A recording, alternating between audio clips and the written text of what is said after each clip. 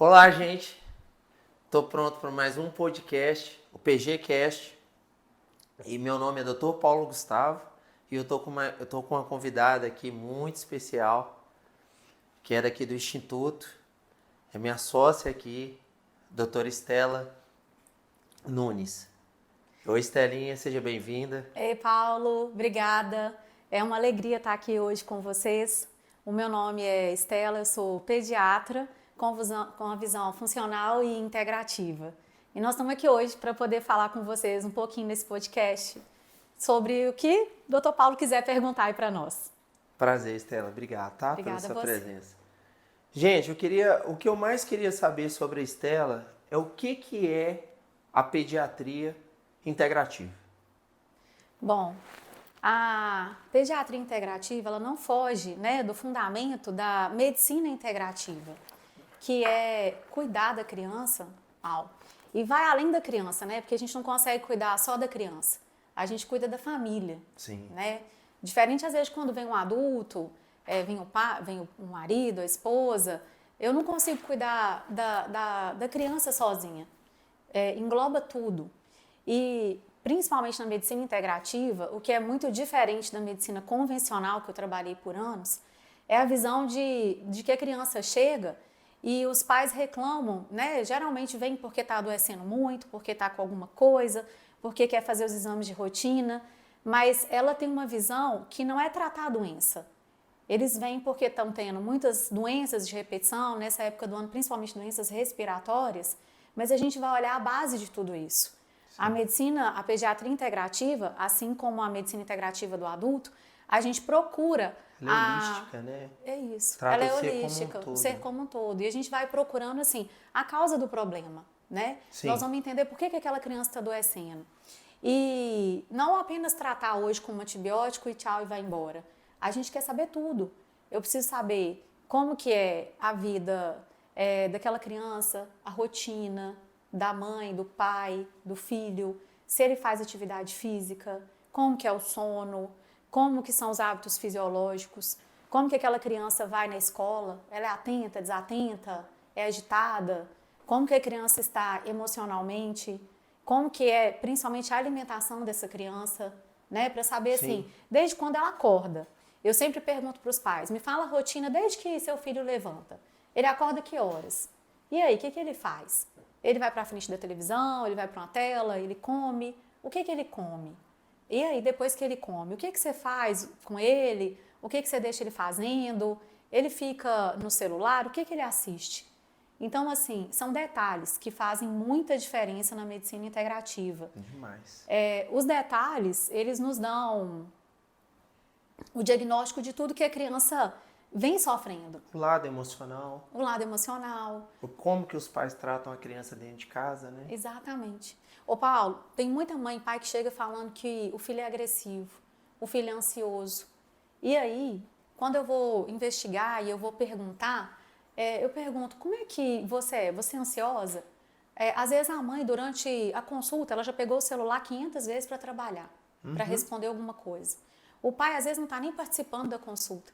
Então, chama atenção porque, às vezes, a criança é culpada de ansiosa e agressiva, mas, às vezes, a criança só está repercutindo o que ela tem recebido. Sim. Porque os pais trabalham o dia inteiro, freneticamente, com o estilo de vida doido que a gente tem. Aí chega em casa, não tem um tempo de qualidade com o filho. Sim. Quase ninguém assenta à mesa quando está em casa para almoçar. Cada um no seu quarto? Cada um no seu quarto, é menino na frente da tela, menino largado. E às vezes eles falam assim, não, eu fico com o meu filho. Mas aí quando eu vou perguntar, você fica mesmo com qualidade? Você conversa com ele? Você larga o seu celular? Você está em frente à televisão? Ou você realmente está conversando com ele? E aí a gente vai ver que não está. Não tá. São pais presentes fisicamente, Isso. mas ausentes psicologicamente. Exatamente. Ou às vezes tem mãe, Paulo, que está tão esgotada que ela passa o dia todo com o filho, mas ela está de corpo presente. E deixa o telefone com o menino. Deixa o telefone com o menino, mas ela está tão esgotada, ela está tão cansada do ritmo de vida que ela leva, coitada. Tem muitas que nem é proposital. Elas estão, assim, muitas vezes doentes também, ou emocionalmente ou fisicamente, e elas não têm condição de ficar tempo de qualidade com o filho. Pode falar. Aí o filho grita. Ele vai gritar com alguma doença, ele vai ter um comportamento totalmente alterado. Chamar atenção de alguma forma. É isso. Ou chama atenção na comida. Isso. Tem uns que comem assim, compulsivamente. Tá. E O que eu queria saber, Estela? Eu queria saber, primeiro, antes da gente entrar mais já entrando, né, na medicina, na pediatria integrativa, quando que você... Por que você decidiu fazer a transição da medicina convencional para a medicina integrativa? Na verdade, para pediatria. Pediatria convencional para pediatria integrativa. então, tudo começou porque eu sou sua paciente desde 2019, né? Verdade. Eu sei como é que foi sentar a primeira vez no consultório com você e entender o que é uma consulta integrativa. A minha visão mudou por completo. Eu olhei e falei assim, gente, mas a medicina que eu faço, ela é insuficiente, porque é uma consulta muito mais completa. Sim. A gente acha que tá ruim alguma coisa, só com excesso de peso, e quando a gente vai aprofundando com exames, com estilo de vida, vendo a parte emocional, espiritual, tudo aquilo que você tratou e me tratou, e eu fui melhorando, aquilo me mostrou uma parte nova da medicina que Sim. eu não conhecia. E aí, então, depois você fez o convite, estuda, investe na medicina integrativa. E eu comecei a estudar e foi assim, de tudo que eu já estudei nesses 13 anos de pediatria, foi um caso de amor.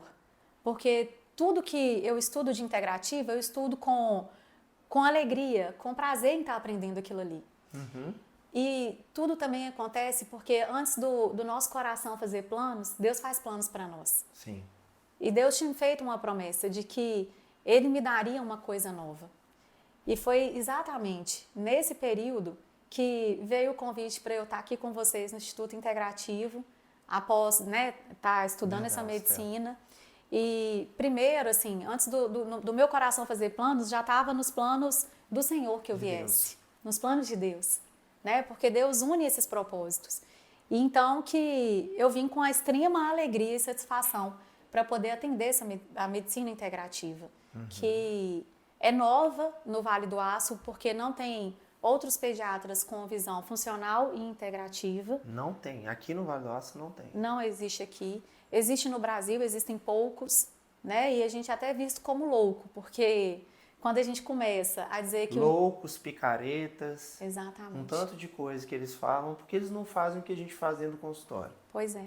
E assim, no início é até difícil, porque a gente escuta até outros colegas e profissionais que não entendem alguma coisa que a gente faz, ou prescreve, doses que a gente fala de exames, né? Porque o pessoal está acostumado a pegar valor de referência de exame, que é valor de referência de doença, né? Perfeito. E na medicina integrativa, a gente tem valores com evidência científica. Sim.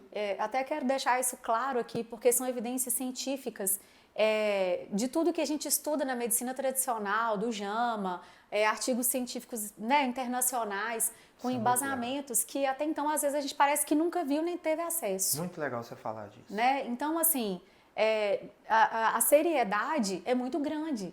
Então, a medicina integrativa me atraiu porque ela é completa. Sim. A gente cuida do físico, do emocional, do corpo, da alma e do espírito, mas com evidências científicas, Paulo. Isso. E a gente tem como comprovar isso? Totalmente, com artigos. Com artigos. A gente não tira nada da nossa mente. A gente não veio influenciado por alguém sem um fundamento para dizer Sim. que a vitamina D boa tem que ser acima de 70, 80 ou próxima de 100. E que isso é uma modinha. Pois é. Que isso é um modismo, né? Verdade. E tem sites que podem comprovar isso. Com certeza. Tem o PubMed que vocês podem entrar e olhar. Isso aí. Artigo científico, tem o Google Acadêmico. O JAMA, o New England. E a Organização Mundial de Saúde, ela recomenda a medicina integrativa. Sim. Então, assim, é uma recomendação da Organização Mundial de Saúde. Não é no Brasil, é no mundo. Para quem considera, né? Para quem considera. Então, assim, é o futuro da medicina. Sim. Da saúde. Eu espero e torço para que todos os profissionais busquem essa visão integrativa. Porque a gente vai ter condição de oferecer um tratamento infinitamente melhor. olhando nessa condição de tratar o corpo, a alma e o espírito. Ô Estela, eu queria entrar agora na pediatria integrativa e te perguntar sobre o que você acha das alimentações das crianças atualmente. Não. Paulo, terríveis. Assim, o que as crianças... o nível de obesidade tem aumentado de forma substancial. Assim, é um crescente aumento e em 2024, o que as pesquisas falam é que nós vamos ser o 4º país com maior obesidade no mundo. Então, assim, é um prognóstico terrível. E eu brinco que ninguém é gordo à toa, né? Tem que estar comendo errado, sabe? Tem que estar fazendo errado. Uma coisa fantástica, assim, que a gente vê que a alimentação tem sido terrível, e eu vou explicar, é porque quando a gente coloca as crianças na bioimpedancimetria, a gente vê o percentual de gordura corporal altíssimo, elevado. Tem mãe que cai para trás na hora que vê o resultado. Não acredita. Não né? acredita. Olha e fala assim, nossa, meu filho tem esse percentual de gordura todo. Sobrepeso infantil. Sobrepeso, obesidade, grau 1, 2 e 3, IMCs extremamente alterados. Porque na pediatria convencional, a gente coloca aquelas curvas de estatura e peso. Só que elas não falam o que está desproporcional. É massa magra? É massa gorda? E na balança de bioimpedância, a gente Não tem uma leitura completa, não tem uma leitura completa. E aí, quando a gente coloca as crianças nessa balança, a gente vê o percentual de gordura corporal. Sim. Muitas vezes, as mães me falam que a criança quase não come açúcar e não come errado. E aí, quando vem o percentual de gordura corporal alto, e a gente começa a investigar a alimentação, que foi o que você me perguntou, como que tá, Sim. é assim, é industrializado à torta e à direita. Sim. Na minha infância, não tinha esse tanto de opção de supermercado, de biscoito, de bala, de chocolate. Hoje em dia, se a gente vai na farmácia, você passa por uma seção na farmácia que é só de biscoito recheado, chocolate de tudo quanto é jeito, bala de tudo quanto é jeito. E aí, as mães não entendem que, às vezes, uma bala que tem açúcar, ela também é riquíssima em gordura saturada. Sim. Né? Um exemplo, essas balinhas gelatinosas, uma é uma chips. E aí ela acha que está dando pouco açúcar, pouca gordura, porque até então a visão de gordura é fritura. Sim. Hoje em dia quase não se usa óleo demais na cozinha, nem fritura. Mas tudo que é processado, ele é enriquecido com gordura saturada. E aí vem também assim, gordura trans. Aí às vezes a gente lê rótulo e fala, não tem gordura trans. Mas às vezes é 0 de gordura trans em 3 unidades de um biscoito. Nenhum pacote tem. Sim. Só que a indústria, para enganar, que ela está enganando a gente todo o tempo. que é permitido pela... Isso mesmo. Pela agência de alimentação, né? E aí a mãe compra aquilo achando que não tem. E assim, os meninos acordam, muitas vezes o que é errado, os meninos acordam, eles têm um hábito de vida todo errado, um sono todo errado e já acorda sem fome. E a gente sabe que, né, na verdade, o ideal seria que toda criança tivesse um café da manhã, né, de rei, um almoço de príncipe e um jantar de mendigo, vamos dizer assim, para não comer demais à noite, né, de uma forma grosseira falando, explicando. O café da manhã tinha que já ser uma refeição muito boa. E o que eu vejo é que eles têm uma desregulação hormonal, cortisol muito alto, insulina alterada, acordam, não come nada. E começam comendo errado no lanche da manhã. Sim. E aí é bolinho industrializado, é biscoito recheado. Nuggets demais, que é uma, né, assim... Batata frita com ketchup. Refrigerante. Todinho. Refrigerante é assim... Só para explicar sobre o refri, o pH do refri é um pH de 3,5. Mata. O pH sanguíneo é um pH de 7,35, 7,3. Para esse refri sair do corpo dessa criança, leva de 4 a 5 dias, um copo americano de refri. Pois é. E a quantidade de açúcar que tem? Fora a quantidade de açúcar que tem. Se for Coca-Cola, aí a cafeína ainda tira cálcio de dentro do osso de uma criança que está em desenvolvimento, que precisa desse cálcio. Tira fósforo. A criança que toma uma Coca-Cola vai lá e faz muito xixi depois e se sente fraca. Qualquer um que toma um copo de Coca-Cola vai saber que depois que passa um tempo, você fica até trêmulo, né? A acidez no organismo que está em desenvolvimento. Aumenta a resistência insulínica. Que gera diabetes infantil. Não é? E por que as crianças querem cada vez mais? Enriquecido em açúcar, que vicia. Vicia. A cafeína, que vicia e eleva dopamina em Isso que eu ia níveis falar. altíssimos. Perfeito. A criança fica ligada, agitada, e a mãe está reclamando que o menino não para. E na hora que você tira, elas ficam loucas. É uma abstinência, Não, porque a dopamina sobe, pum, cai de uma vez. Na hora que cai, a criança fica Fica emborrecida. igual aqueles boi bravo. Isso aí. E aí é difícil. E a mãe dá mais Coca-Cola. E o que que tem? Não. Mas aí quando a gente vai olhar e falar que uma criança... Eu, por mim, ninguém tomaria refrigerante. Sim. Graças a Deus, desde que eu comecei a constar, fazer. eu já parei. Tem uns 10 anos que eu não tomo refrigerante. Porque não faz bem pra ninguém. E mesmo se for light, tem adoçante. Adoçante não é bom pra criança. Aumenta. E eles, para fazer isso light, dark, eles aumentam a concentração de cloreto de sódio. Verdade. E aí que eles fazem o quê? Tomam o Dart ou o Light, ficam mais retidos ainda. Incham. E os sucos de caixinha também, né, Estela? É bom Nossa. falar, né? Muito suco de caixinha. E a quantidade de açúcar, em média, até de um suco pequenininho assim, ó, quase 20 gramas. Sim. Em média, a maioria tem. Edulcorante, caramelo, tudo que Caramelo. é horrível para a saúde.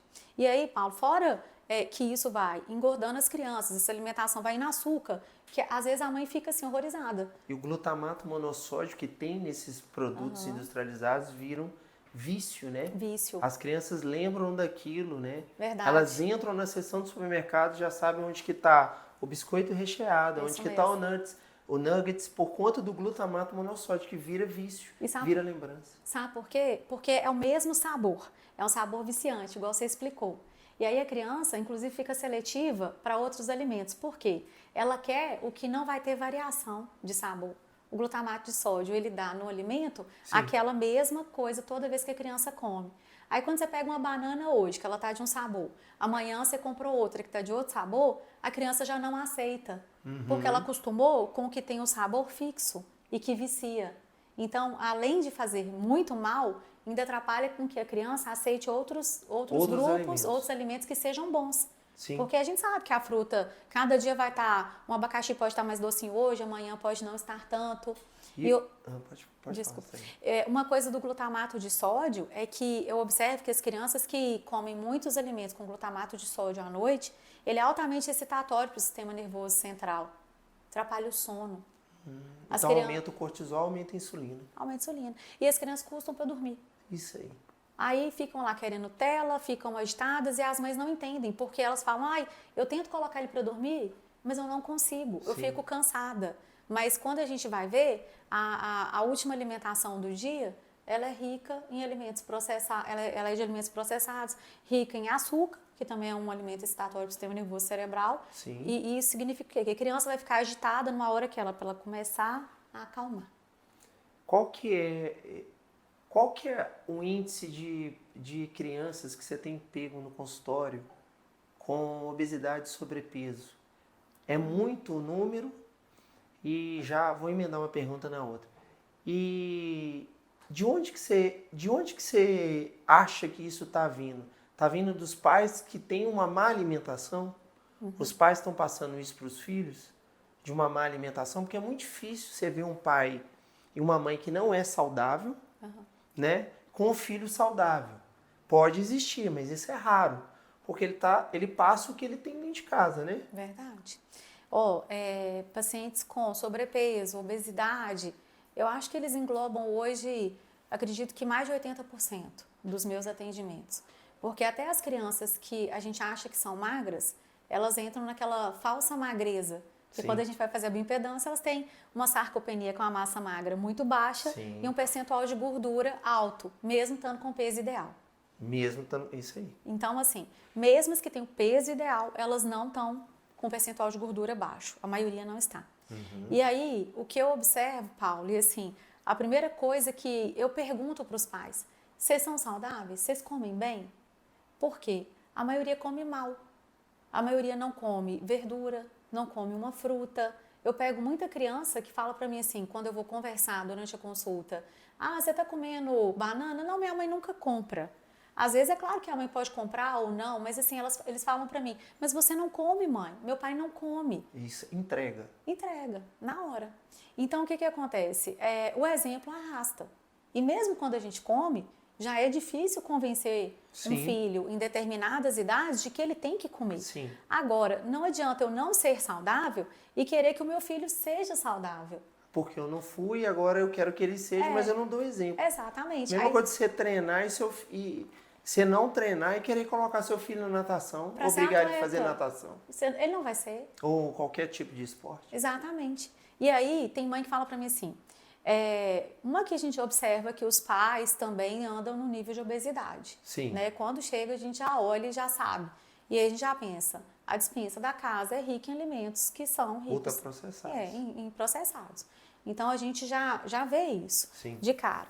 E o que acontece é que, assim, às vezes, hoje em dia recebe o nome de paladar infantil, né? Paladar o pai e a infantil, mãe que o pai não e a comem mãe. bem. Isso aí. Que isso, pra mim, é a seletividade alimentar no adulto. Sim. E nós já somos adultos, a gente tem que entender a importância de uma alimentação boa. Isso. Então, assim, você ainda tem que ficar explicando para o adulto que ele precisa comer verdura, que ele precisa comer fruta, né? Aquela frase que... É um adulto infantilizado, né? Infantilizado. É muito adulto que come danoninho, Sim. todinho, vai na padaria todo dia. Com batata frita, com ketchup. Exatamente. E aí quer que o filho ande bem. Não tem como, Paulo. Pizza todo final de semana, hambúrguer. Não, e durante a semana também. Tem pai que pede lanche todos os dias. Sabe? Que eu vou descobrir, às vezes o menino até come bem no almoço. Tem criança que gosta de arroz, feijão, carne e legume. Mas o pai pede hambúrguer todo Mas o dia, pai ele pede quer junto. exatamente. Pede pizza, pede coxinha. Então aí, nisso daí, onde vai seguindo o pai, que está obeso, hipertenso, diabético, o filho vai indo atrás. E hoje o risco disso é que as pessoas acham que vai demorar para que esses meninos adoeçam. É muito rápido, né? Agora, a tendência é que eles tenham infarto, adultos jovens. Sim. Diabetes já na primeira infância. Porque é muito alimento processado. O problema é que os pais não estão enxergando, muitos deles, que na nossa infância a gente tinha rua para brincar, a gente não tinha estande de alimento ruim para comer. Mas hoje em dia, os meninos já começam comendo mal. Comendo mal. Preso dentro de casa, preso em apartamento, não faz uma Isso aí. atividade física, não dorme bem. Totalmente diferente do que a gente foi criado. Então eles acham assim, eu toda a vida não comi e não morri, então meu filho vai Então comer. ele pode... Eu consegui chegar até aqui assim, só que eles esqueceram que o mundo hoje tá processando os alimentos muito mais que na época deles. Exatamente. Que na época da nossa avó. Cada ano que vai passando vai isso. piorando, né? Muito, muito, muito. É uma quantidade de doce que não tem infinidade, né? Não tem... Eu pensei numa coisa aqui, crianças, né, Estela? Eu queria que você falasse um pouco disso. Antes, eu já estava com outra pergunta. Até 2 anos, não fazer uso de suco, né? Agora é assim. Como que a pediatria estabelece isso? A Sociedade Brasileira de Pediatria pede para que a introdução alimentar seja feita apenas a partir de 6 meses de vida. Até então é só leite materno, ou quando, né, de tudo não for possível, fórmula. E a partir de 6 meses, a introdução alimentar. Sim. Se der antes, tem risco de ter alergia alimentar. Antigamente, se dava suco de fruta sem açúcar. Sim. Porém, a fruta tem seu açúcar, que é a frutose. Então, se eu vou fazer um suco de laranja serra d'água para uma criança, mesmo que sem açúcar, eu vou gastar 3, 4 laranjas para fazer um copo de suco. Sim. Uma média de 240 ml. E aí, vai muita frutose, muito açúcar. E eu vou perder as vitaminas que tem ali. Sim. Então, até a Sociedade Brasileira de Pediatria já pediu para não dar nada, zero de suco até 1 ano. O alimento a bebida é água e mantém o leite. E a gente tem que incentivar a criança a comer a fruta, e variar nas frutas. Por conta das fibras, né? Por conta das fibras, por conta das Num vitaminas. suco de laranja você perde todas as fibras. Perde tudo. Então não tem vantagem nenhuma. Não. Era cultural que dar suco é bom. E atualmente o suco ele é recomendado a partir de 1 ano, porém é na quantidade de 150 ml uma vez ao dia.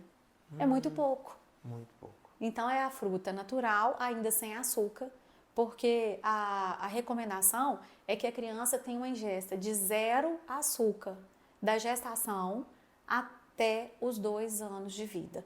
São os primeiros 1000 dias de vida. Ah, tá. Então, desde que eu tô grávida até dos 2 anos de vida do meu filho, se ele não ingerir açúcar, ele vai ter menor risco de ser obeso, diabetes, né, de ter resistência à insulina, de doenças metabólicas. E o importante de dizer é que começa na gestação, né? Então eu acho assim... Se a mãe come muito açúcar na gestação, quer dizer, a criança vai ter mais vontade de comer açúcar quando ela nascer. Exatamente, porque... Cordão umbilical, né? Passa. É comprovado cientificamente que no líquido amniótico, a criança sente o gosto do doce. Por isso que as mães que comem muito açúcar, tem criança que já fica enlouquecida por doce. Sim. Repara que tem criança que é mais chegada em açúcar e outras não, né? Então, quanto mais a mãe comer, mais também vai passar pelo líquido amniótico. Sim. E essa criança já reconhece o gosto doce. Na primeira idade de vida, né? Exatamente. Ô Estela, o que você acha em relação a até que ponto pode tela? Ah, tá. E esse é um assunto importantíssimo, Tela Paulo. de celular. O tempo de tela. Tempo de tela. Exatamente. Hoje em dia, muitos pais colocam telas para os filhos e falam assim, de bebê. A mãe coloca e fala, é só enquanto eu arrumo a casa. O tempo de tela, até 1 ano de vida, ele tem que ser 0. 0, 0. Porque se a criança vê um pouco de tela, essa criança, e eu pego todos os dias no meu consultório isso, ela tem atraso da fala. Aí já gera um estresse, porque muitos pais acham que o filho é autista por ter um atraso de fala. Sim. Com 1 ano, né? Assim, a criança é muito pequenininha para se ver outros sinais. Mas é uma criança que ela fica igual um zumbi.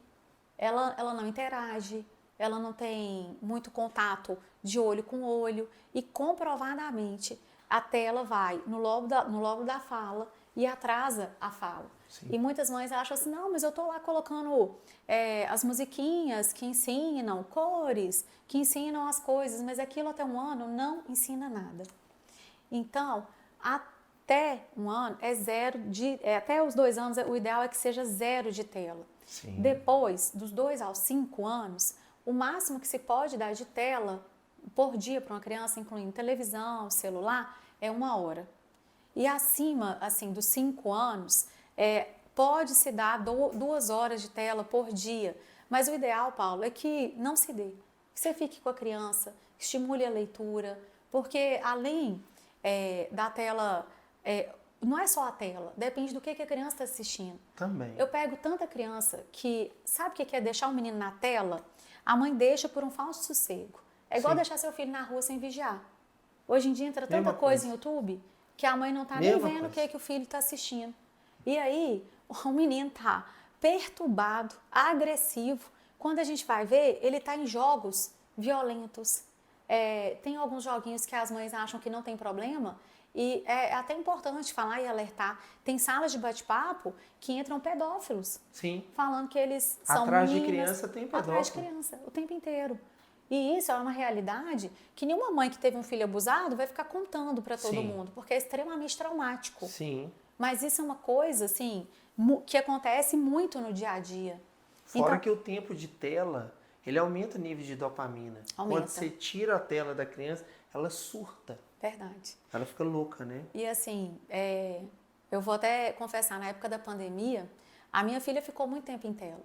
Para eu tirar essa tela dela, ela ficou igual um boi bravo. Ela ficou 4 dias num comportamento extremamente agressivo lá dentro de casa. Então eu vivenciei isso. Por quê? A tela aumenta a dopamina de uma vez e quando você tira, ela cai de uma vez. É o vício, né? É igual a droga. É igual a droga. E aí a criança quer cada vez mais. E além do comportamento agressivo, ansiedade. Assim, uma ansiedade em níveis extremos. Pode ocasionar problema visual, principalmente miopia, que eu também vi. A minha filha tem problema de visão. Antes da pandemia, eu fiz um exame de vista dela. De miopia? De miopia. Ela tinha 1 grau. Após a pandemia, 1 ano depois, eu fui fazer o exame, piorou.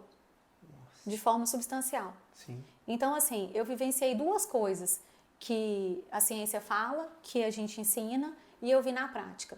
E aí, tirei a tela. Depois a visão melhorou. Então, Nossa assim, Senhora. isso a gente vê, isso eu vivenciei e vi na minha casa. E outra coisa é que criança que fica muito em tela também tem uma postura. Hoje em dia os meninos estão com a postura toda errada. Eles andam assim, corcundos. Aham. E já é por conta da tela, Paulo. Fica tanto em tela que quando você olha, assim, eu olho e falo, meu Deus do céu. Dor na cervical, Aham. de ficar assim para baixo. Aí tem um relaxamento da musculatura abdominal. Sim. Tem que ir uma escoliose, porque tela, enquanto a criança, até a gente que é adulto tá lá, você não tá nem olhando o jeito que você tá posicionado. Sim. Né? Então, assim, é terrível. E esse excesso de tela faz com que as crianças se relacionem menos até dentro de casa. Tenham, sabe assim... Com os pais, com os amigos, com os irmãos. Isso, exatamente. Então, prejudica muito. A criança... O aprendizado na escola, então, e a interatividade na escola com outras crianças. Também. E o uso excessivo de telas pode provocar, no futuro, o que ninguém está preocupado, depressão, aumento o índice de depressão, esquizofrenia. Então, são coisas que as mães estão deixando agora e daí a pouco vem os frutos ruins disso daí. Aí vai tratar com psiquiatra, com psicólogo. É isso, a vida inteira, né? E de uma coisa que podia ter sido evitada antes.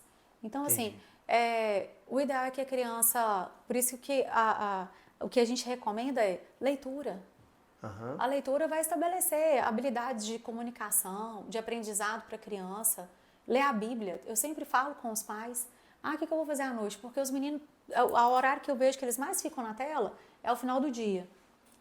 E a mãe está fazendo alguma coisa, o pai está fazendo alguma coisa, não está com o filho e ele está na tela. Sim. Vamos juntar, vamos ler um devocional infantil, vamos ler a Bíblia, vamos ler outros livros também, vamos Tem criar o esse hábito. Superbook. Verdade. Superbook no Google, né? Excelente, no né? Google Kids putz, não é bom? É ótimo, é ótimo. Também Conta a acho. história toda da Bíblia. Da Bíblia. Para criança. Exatamente. Superbook que chama. Eu acho que tem ele no YouTube também. É no YouTube mesmo. E o que acontece é que quando eu percebo que os pais têm hábitos bons, né? Porque a gente fala que a medicina integrativa ela é corpo, alma e espírito. Sim. E até outro dia desse eu gravei um vídeo falando sobre isso para ensinar o filho no caminho que ele deve andar, com princípios. E isso a gente sabe que só tem na palavra de Deus. E é desde a base, né? É desde a base. Ô Estela, o que você acha da relação do autismo hoje com a alimentação? Se tem alguma relação do autismo com a alimentação das mães e dos pais, que nessa geração está tendo um grande índice de autismo, né? De espectro leve, alto, moderado, de vários tipos, né? Hiperatividade, de transtornos, né? De hiperatividade. Tem alguma relação isso? Tem. E começa, Paulo, desde a gestação. Porque o que está relacionado à alimentação? Quando eu me alimento bem, eu obtenho do que Deus já deixou ali para nós, dos nutrientes que eu preciso, né? Tudo disponível. Eu já tenho os nutrientes necessários. E várias pesquisas mostram que a deficiência de vários nutrientes estão relacionadas, inclusive, ao autismo e a transtorno de déficit de atenção e hiperatividade. Sim. E começa desde a gestação. Então, assim, olha a importância de uma alimentação adequada desde quando você está gerando o seu filho. Você já está ali no ventre, né? Já está ali. Então, as pesquisas falam da alimentação não só depois que a criança nasce, porque o alimento golden é o leite materno, né? Sim. E depois, a partir de 6 meses, os outros alimentos. Sim. Mas, padrão ouro. Principalmente, não é só pelo excesso de alimentos ruins e processados, mas pela falta dos nutrientes adequados que a gente precisa todo dia. Das vitaminas, dos minerais, né? E os alimentos processados, eles entram aí no intestino causando uma desbiose. Sim. Por mais que eu coma bem o dia inteiro, se eu estou comendo metade do dia saudável, outra metade lixo, aquilo que é processado passa no meu intestino e atrapalha a absorção de tudo que é bom que eu comi. É uma disfunção das bactérias no intestino da mulher, né? Mata Gestante, tudo. mata tudo. E aí dá uma desbiose, é o que a gente chama de fome oculta. Sim. Você come de tudo, mas come muita porcaria. Aí você acha que você come muita couve, que você chupou muita laranja, muito limão, e come nada cenoura, absorve, né, mas você não está absorvendo nada. Quando vai fazer exame, fica assustado. E o que é legal pra gente falar para as gestantes, né? Sempre quando for suplementar, limpa o terreno biológico antes. Verdade. Dá uma limpeza no terreno, metais pesados, detox parasitário. Isso mesmo. Isso é muito importante porque é a mesma coisa, ó, você tem um peixe que está dentro do aquário vivendo em água suja. você dá comida para esse peixe. Esse peixe não vai absorver todo o nutriente que tem nisso. Ele está vivendo num ambiente sujo. Sujo, isso aí. Isso é o corpo da gestante. Então, quando ela faz essa limpeza e recebe ferro, recebe vitamina D, B12, selênio, cobre, zinco, Verdade. né? Todos os nutrientes necessários, ela vai absorver tudo com o terreno biológico limpo, Isso. não com o terreno biológico sujo. Verdade. Essas questões que estão tendo de hiperatividade, Stella, está aumentando cada dia mais. Você acha que isso é só decorrência da alimentação? Ou isso é decorrência de outras atitudes de pais e mães, de escola? O que você acha? Então, é um conjunto. A alimentação com excesso de açúcar, de glutamato, né, de processados, Eu atendo muito isso, por isso que eu estou perguntando. vai aumentar essa hiperatividade, né, de forma já fisiológica. O excesso de tela aumenta a dopamina, então você fica mais ligado. Come mal. Come mal. Não faz exercício. Isso Você aí. não libera serotonina, né? Não tem neurotransmissor ali que te dá sensação de bem-estar, te deixa irritado. A falta de sono aumenta cortisol, porque os meninos ficam em tela. Tem mãe que vai dormir e deixa a criança na tela. Não sabe nem a hora que o filho Elas dormiu. falam assim, eu durmo antes, eu não sei nem que horas que ele dorme. Então, se elas vão dormir 11 horas e não sabem que horas que ele dorme, é depois de meia-noite. Uma criança precisa ter um sono extremamente reparador. Sim. Porque durante o sono é que ele vai produzir o GH para Hormônio poder do crescimento. crescer, vai produzir a lecitina, que é o hormônio da saciedade, IGF-1. IGF-1.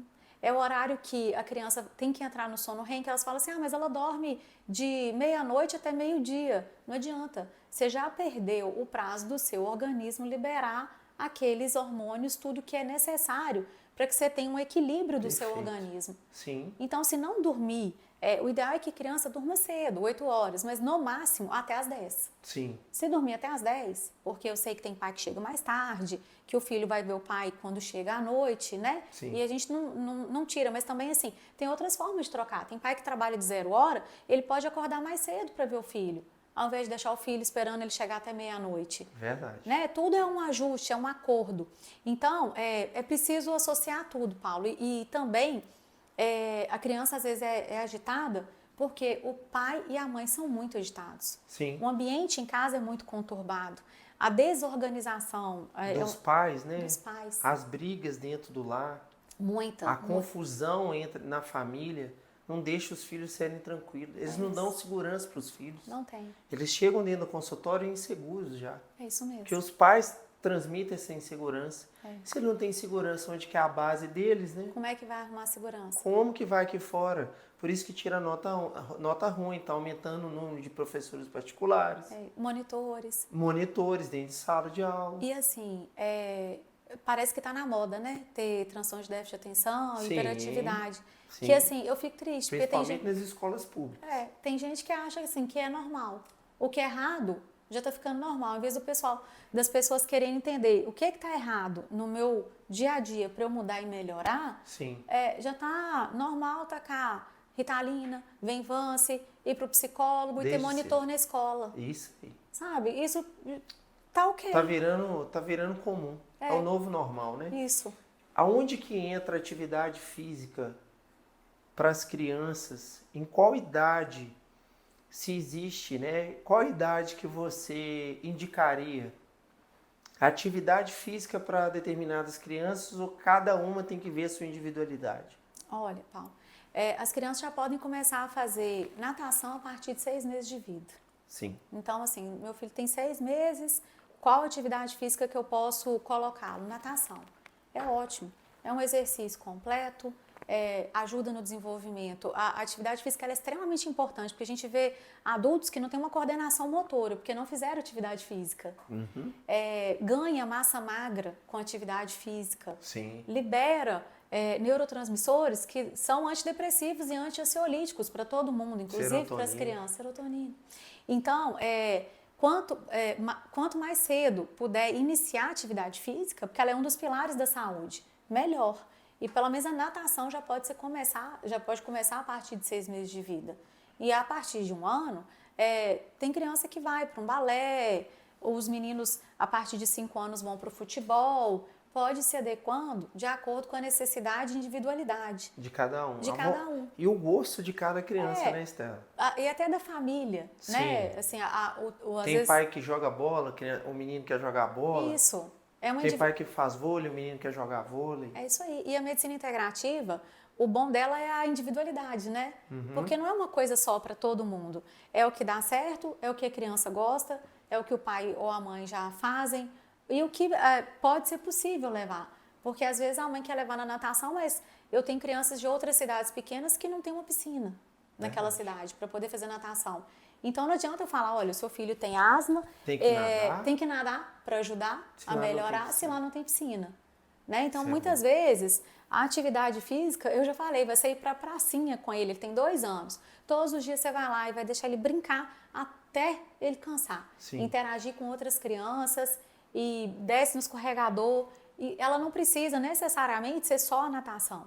A gente pode ir adaptando de acordo com a realidade de cada família. Porém, é extremamente importante, melhora o sono, melhora a ansiedade, é uma criança que come, tem menos compulsão, é uma criança que, por viver em grupo, relaciona melhor com outras crianças, quando ela é muito mais sociável. Quando ela faz uma atividade física. Principalmente quando a atividade física tem, como é que eu falo? É time, né? Verdade. Porque ela vai saber dividir, ela vai saber passar a bola, Isso. Ela divide as coisas, né? Vai aprender a ganhar, vai aprender a perder, não é? Que faz parte. Tá. E disciplina, né?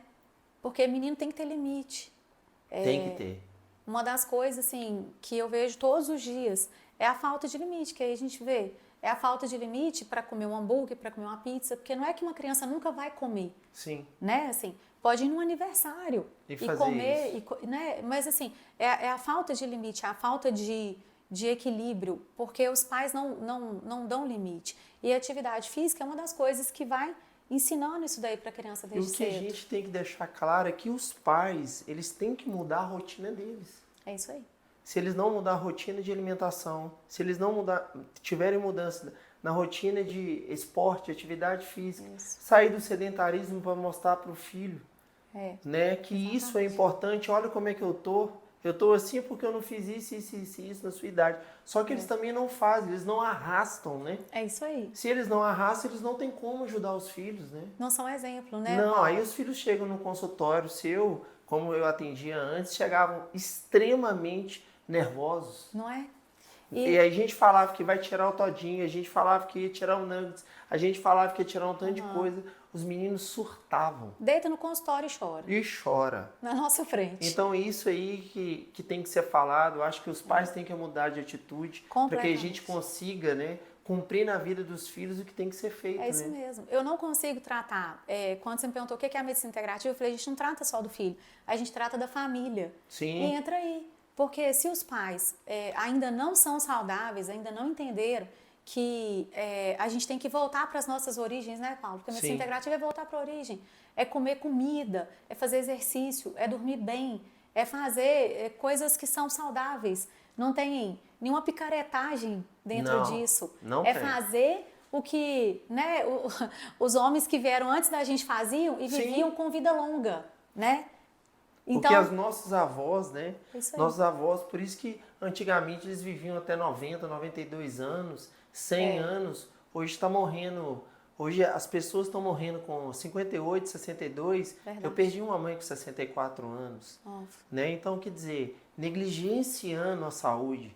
Porque também ela era tratada por profissional que falava que pão de forma integral... Pão de forma integral não tem problema, que pão de forma integral não aumenta, não altera a glicemia. Pois é. Então ela fazia o que era mandado. Mas ela também fazia uso de álcool. Então isso fez com que ela viesse ao óbito muito mais cedo, né? Então as pessoas negligenciam a saúde, né? E a consequência vem, né, Paulo? Vem e deixa de viver o propósito delas. Verdade. Que foi prometido. É verdade. Mas, Estela, aonde que entra nisso tudo? Para mim encerrar, onde que entra Deus nisso tudo para você? Entra em tudo, Paulo.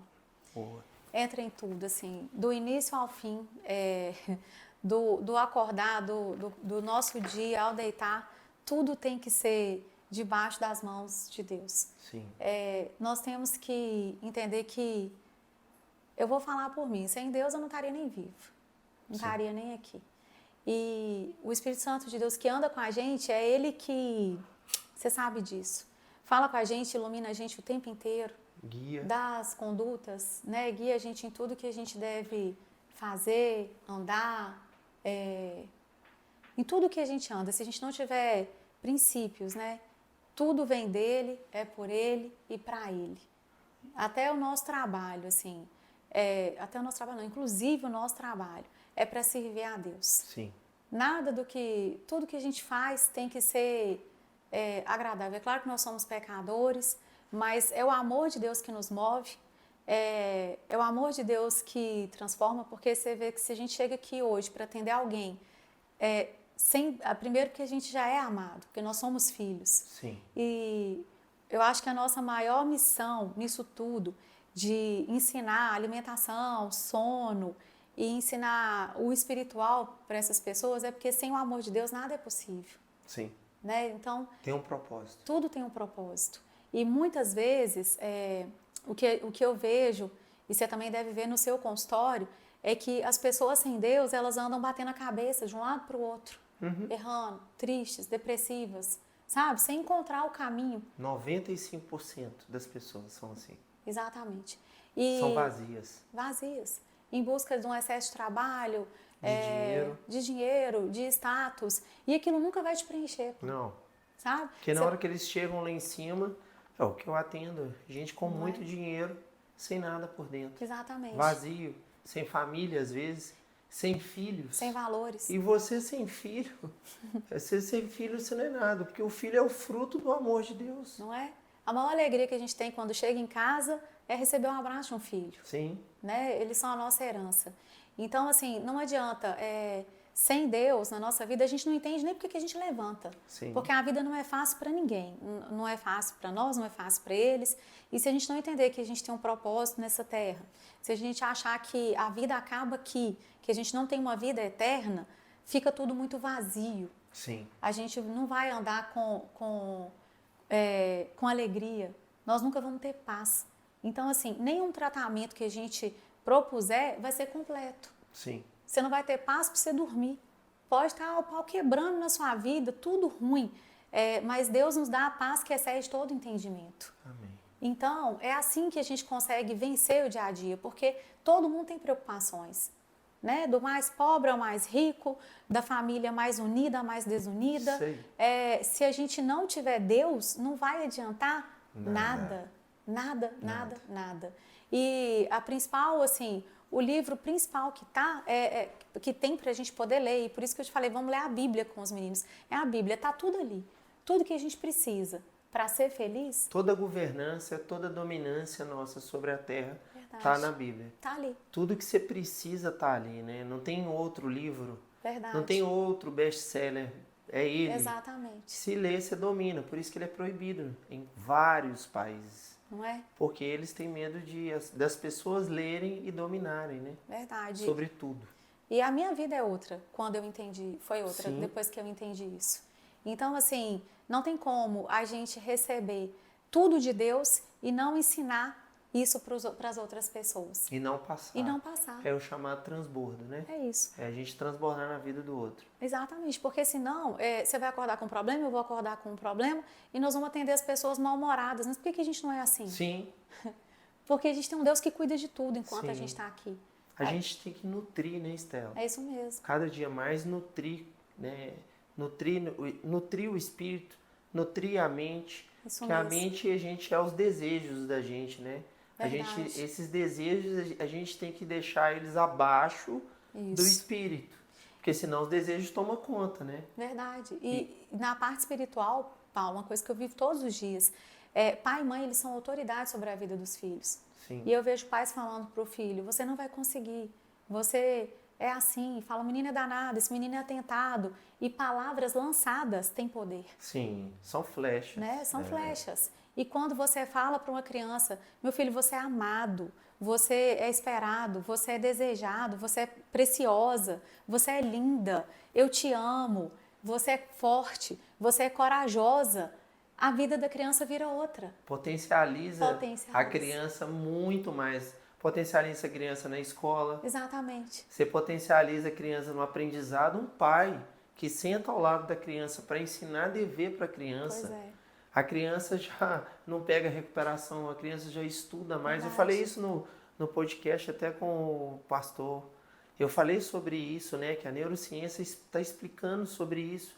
Que os pais ao lado, o homem ao lado da criança, potencializa muito mais a vida do filho. Com certeza. Porque você está abençoando seu filho, você está capacitando ele. Sim. Né? E isso é E o homem é a cobertura da casa, né? Exatamente. O homem é o que... Tem tantas mulheres aí que são tão desprotegidas pelos homens, eles não sentem confiança nos homens. Nenhuma. Nos maridos dela, né? Verdade, tem uma inversão aí, né? É uma inversão de valores, Que de daria energia, até, né? Que daria até outro podcast, né? Outro pra gente podcast. falar. Que assim, o homem, ele é o sacerdote da casa, ele tem que se Isso aí. posicionar como tal. Isso E a aí. mulher não tem que ser feminista e competir, que vai ganhar mais que o homem. Ela tem que... Eu trabalho fora e eu defendo, a gente tem que trabalhar fora, mas a gente tem que cuidar da nossa casa, da nossa Sim. família. É o né? primeiro ministério, para mim, é o primeiro ministério da mulher. Exatamente. Não tô falando que ela tem que, não tô falando que ela tem que ser escrava, não é isso. É isso mesmo. Mas o primeiro ministério da mulher Não é a casa. Isso tudo está na Bíblia. Tudo. Isso tudo a gente aprendeu. Tá lá. Em Efésios 5 fala sobre isso tudo. Então, assim, foi o que eu falei quando você perguntou o que é Deus para você. É tudo. Porque Sim. dele vem os princípios, dele vem o direcionamento, Valores. dele os valores, a força, o amor que a gente tem, a paz. Amém. Tudo. Então, Deus Estela, é tudo. o que você quer deixar de mensagem final para quem for ver o podcast? Eu quero agradecer a oportunidade de estar aqui hoje, estou muito feliz. Hoje, assim, eu vivo o Salmo 126, né? Aqueles que semeiam com lágrimas, certamente voltarão e colherão com alegria. O que eu tenho vivido é isso, que todos nós passamos por momentos difíceis, por momentos de luta, por momentos que a gente não vê uma saída, mas com Deus, gente, e as promessas que Deus tem para nós, portas se abrem, nós somos felizes, nós somos renovados, nós somos transformados, e que as pessoas possam entender isso tudo aqui que a gente falou, de voltar às origens. Sim. De buscar uma qualidade, porque nós estamos aqui falando sobre saúde, sobre família, sobre princípios, sobre valores, e é isso que eu quero deixar aqui, que todos possam refletir sobre isso, sobre a família, que é o primeiro ministério que nós temos na nossa vida, sobre alimentação adequada, sobre atividade de vida, sobre sentar à mesa, sobre comunhão em família, e fazendo isso daí e seguindo o que Deus deixou para nós, com certeza nós vamos ser muito felizes. Que é o mínimo, né? É o mínimo, né? Então, por mais que esteja difícil hoje, confie no Senhor. Você pode semear com lágrimas, mas você vai voltar colhendo com alegria. Amém, Estela. Gente, eu vou encerrar esse podcast. Queria agradecer a Estela por tudo. Eu que agradeço. Queria agradecer por toda a fala, agradecer pela sociedade que a gente faz hoje, por você estar aqui com a gente, comigo, com a Marcela. Obrigado por tudo. Que Deus continue te iluminando sempre. Amém. Quando a gente te convidou, eu acho que foi uma das melhores coisas que a gente fez. Estou falando de coração. Obrigado por tudo. Gente, eu vou encerrar esse podcast. Eu que agradeço. Mais um PGCast. Obrigado. Me sigam aí pelas redes sociais, em Dr. Paulo Gustavo. E é isso. Até o próximo podcast.